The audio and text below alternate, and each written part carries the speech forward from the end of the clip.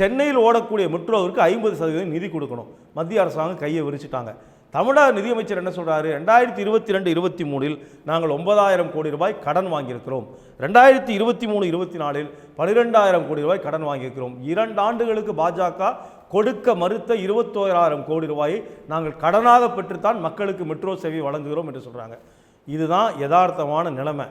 தேர்தல் வருகிற போது தமிழ்நாட்டுக்குள்ளே வந்து ஓட்டு கேட்கறது நாங்கள் டபுள் என்ஜின் சர்க்கார்னு சொல்கிறது.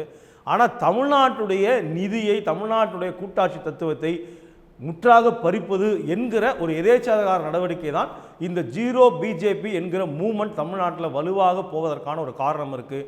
ஏற்கனவே டபுள் என்ஜின் இல்லை, டப்பா என்ஜின் தான் என்று சொல்லக்கூடிய தமிழக முதல்வருடைய கருத்திற்கு வலு சேர்க்கக்கூடிய வகையில் ஒன்றிய நிதியமைச்சர் நிர்மலா சீதாராமனுடைய கணவர் பரக்கலா பிரபாகர் உள்ளிட்டவர்கள் சொல்லக்கூடிய ஜீரோ பிஜேபி என்கிற மூவ்மெண்ட் தமிழ்நாட்டில் ரொம்ப வலுவாக போய்கொண்டிருக்கு.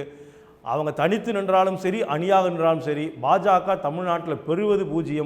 பாஜகவோட அணியில் சேரக்கூடியவர்கள் தேரப்போவதில்லை என்பதால் இந்த தேர்தலில் தமிழக மக்கள் புகட்டுகிற ஒற்றை பாடமாக இருக்க போகிறது.